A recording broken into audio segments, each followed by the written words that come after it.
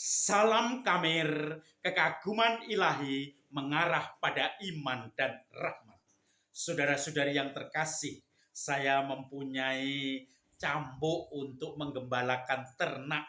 Apalagi kalau naik delman, itu pasti Pak Kusirnya membawa cambuk. Pada hari Minggu ku turut ayah ke kota, naik delman istimewa ku duduk di muka. Ku duduk samping Pak Kusir yang sedang bekerja, mengendali kuda supaya baik jalannya. Cetor, cetor, cetor.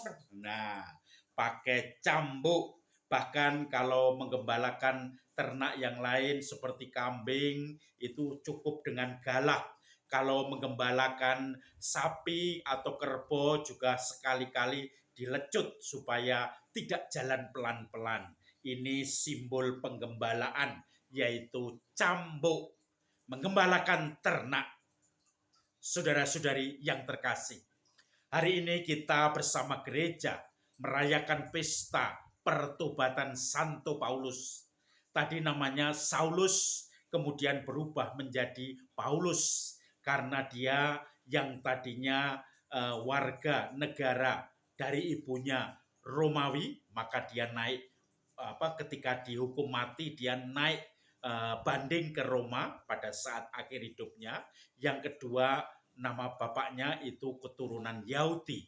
Bahkan dia karena terhormat menjadi muridnya Imam Gamaliel, itu seorang guru tentang Taurat yang hebat. Maka saudara-saudari yang terkasih, Paulus itu sungguh tokoh yang hebat. Maka dia pun mendapat SK untuk memusnahkan pengikut-pengikut Kristus yang pertama, yaitu orang-orang Kristen, dibunuh, dihancurkan, dan waktu perjalanan SK itu menuju ke Damsyik atau Damaskus, dia kemudian jatuh dari kuda dalam perjalanan. Lalu melihat Yesus yang sudah bangkit. Yesus mengatakan, "Saulus, Saulus, mengapa engkau menganiaya aku?" Lalu Paulus setelah itu bertobat, matanya buta, kemudian dia ditolong untuk dibawa ke Damsyik, dan menurut sabda dia harus menemui seorang guru Ananias yang akan menyembuhkan matanya dan akan menyiapkannya sebagai rasul yang hebat.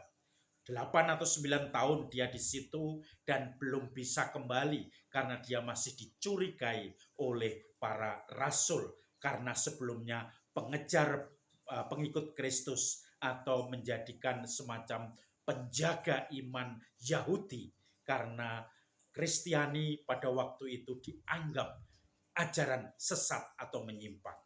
Tetapi kemudian Paulus justru menjadi misionaris yang hebat, yang tidak hanya berkutat di sekitar Yerusalem, tetapi keluar ke daerah-daerah lain, sehingga kita akhirnya mendapatkan pengajaran tentang Kristus yang bangkit, tentang kerajaan Allah. Dan saudara-saudari yang terkasih, Injil hari ini adalah Injil tentang perutusan dari Injil Markus. Maka Yesus mengatakan, "Pergilah, jadikan orang-orang itu dibaptis menjadi pengikutku, dan baptislah mereka dalam nama Bapa dan Anak dan Roh Kudus. Dan orang-orang yang datang dengan segala berkat, dia tidak akan mati walaupun minum racun. Dia walaupun dipatuk ular juga akan tetap sehat. Dia orang yang membawa damai, orang yang bisu bisa berbicara, orang yang tuli bisa mendengar, dan orang-orang itulah yang menjadi utusan." Paulus akhirnya berjalan menjadi utusan itu dengan memegang cambuk, yaitu simbol penggembalaan. Maka dia bahkan memunculkan tokoh-tokoh lokal seperti Timotius dan Titus dari Kreta dan dari Efesus.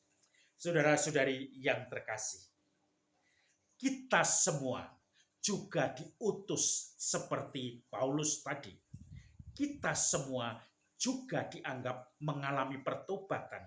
Tentu dalam bahasa baptislah, mungkin tidak secara eksplisit dibaptis, tetapi mewartakan siapa Kristus yang penuh kasih, sehingga orang-orang bisa paham bahwa ini bukan ancaman, tetapi memberi harapan, bahwa ini Paulus dengan ajarannya tentang Yesus adalah sumber dari segala pembaharuan. Tidak ada lagi ancam-ancaman, bahkan orang-orang merasakan kasih Tuhan itu bisa dirasakan. Kalau kita bisa hadir, orang-orang bisa merasakan kehadiran kita, dan kita di situ menjadi juru damai, juru kebahagiaan, juru penghiburan, juru solidaritas yang mengangkat orang-orang yang sudah putus asa, yang menjadi buluh yang terkulai, yang menjadi sumbu yang hampir padam, dan kemudian dinyalakan lagi, yang kemudian buluh itu dibangkitkan lagi. Disitulah pengikut-pengikut Kristus akan hadir. Saudara-saudari yang terkasih, saya mengenal banyak orang yang ketika masa mudanya dia menjadi orang yang tidak karuan, tetapi masa tuanya menjadi orang yang sungguh-sungguh utusan Tuhan. Seorang prodiakon pernah bercerita bahwa ketika masih muda, dia rumahnya berdekatan dengan sebuah kapel atau gereja yang sederhana, yang kecil, yang mungkin sebulan atau 2 bulan sekali dikunjungi romonya. Lalu setiap kali romo di situ, anak muda tadi tukang gemboskan motornya, motor Vespa pada waktu itu. Romonya juga masih bule. Lalu setiap saat dia gemboskan, dia membatin, tahu rasa biar kamu kesulitan. Kalau kamu datang ke sini lagi, kamu akan pulangnya kesulitan. Tetapi dalam proses berikutnya, tentu saja setelah 10 tahun, 15 tahun berikutnya, dia menyadari dan dia bisa akhirnya menjadi prodiakon. Dan ini menjadikan suatu pertanyaan. Kapan dia berbalik dari yang membenci seorang romo dengan gemboskan bannya terus-menerus, kemudian menjadi seorang pewarta, yaitu prodiakon, yang akhirnya menjadi pelayan bagi umat yang dipercayakan Tuhan, walaupun hanya dalam satu komunitas kecil. Hidup prodiakon. Saudara-saudari yang terkasih, pernahkah kita juga merefleksikan hidup kita?